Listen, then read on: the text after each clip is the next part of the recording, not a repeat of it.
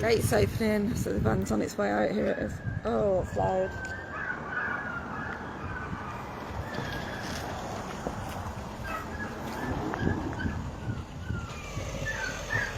Welcome to shitty Britain, the country where the police no longer fight for crime. They no longer protect and serve the public. In fact, the police couldn't give a shit about what the public want. That's it. Did you hear that? Now it seems that the police are spending taxpayers' money by harassing peaceful protesters. I've never really had much thought for the police, and I won't really say much more there because I don't really have anything nice to say about a corrupt gang. But I just want to prove to you by this video just how corrupt and evil the police are and the things they would do for a pay packet. I mean, being a police officer, what is it really? Unless you're a CID, you're nothing but a foot soldier, being paid to be someone else's bitch. And as you can see in this video, the police couldn't care less about the crying puppies. Oh, the police know where those puppies are heading to. Of course they do. They're off to LabCorp to be tortured. Like they haven't been tortured enough over the last 3 days with the heat, and God knows what else goes on in MBR Acres. Did you hear that? Now the torture really starts for them. I've spent the last 26 hours writing to various authorities, and I think I've actually managed to get somewhere. But over the last couple of days, I've been asking the public to do the same. Please ring your Home Office. Please ring the RSPCA executives. Write letters to your MP, your lords. Now, some people have told me, it's too hard for them to watch. They just don't like it because they can't stand animal abuse, which that's fair enough. But I can't stand to turn my head and let it carry on. I can't stand to live in a country where police would rather stand outside the gates where they're listening to screaming puppies go into their deaths, and yet they stand there like it's nothing. You have good people, the people at Camp Beagle, doing a good job, doing everything they can to make things right. Oh, you still hear them. And yet they get treated like the criminals. That's it. Welcome to shitty Britain, the country that kills puppies. So, ladies and gentlemen, boys and girls, this is the truth of the world that we live in. Okay, guys, I can see the vans and they're coming, but they've only been in 10 minutes. So I don't know what the hell they're doing. That can't be enough time to unload 2 vans. No, they must have chucked them out. They're screaming, they're still in there. They've still got puppies in there. You are a monster! See you in court! Yeah, you smile, you scumbag! Right, so they've gone in there and they've still got dogs in. And now, yeah, both of them, both vans, and now they're leaving with screaming dogs. Evil. Pure evil.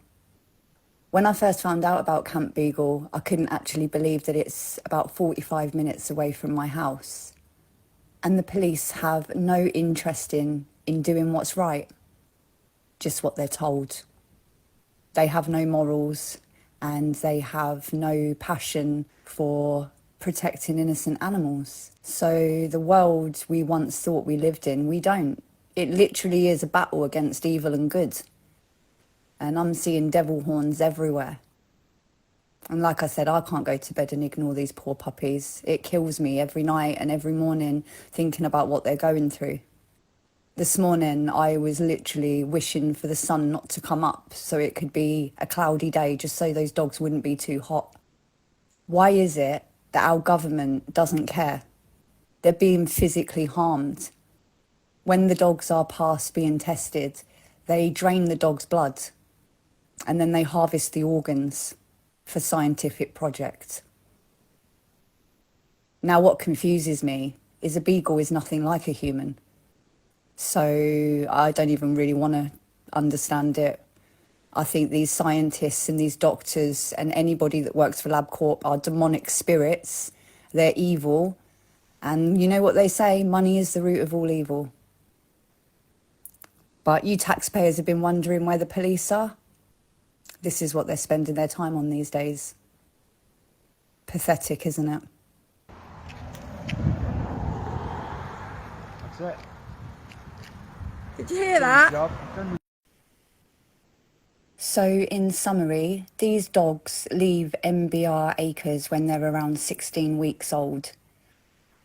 Before that time, they're shut in metal cages in the middle of a field, basically, with no shelter, no access to water, and the visits only seem to be for a couple of hours a day, and then they're left on their own for about 20 hours a day.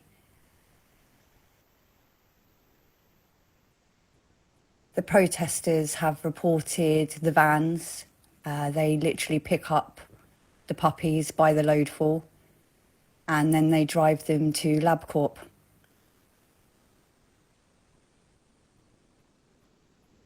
And unfortunately, they never leave LabCorp. The mothers of the puppies are forced to breed again and again until their little bodies can't take anymore. And then they're euthanised. The stud dogs are left in there to do what they do best. And it's just an endless cycle of hell.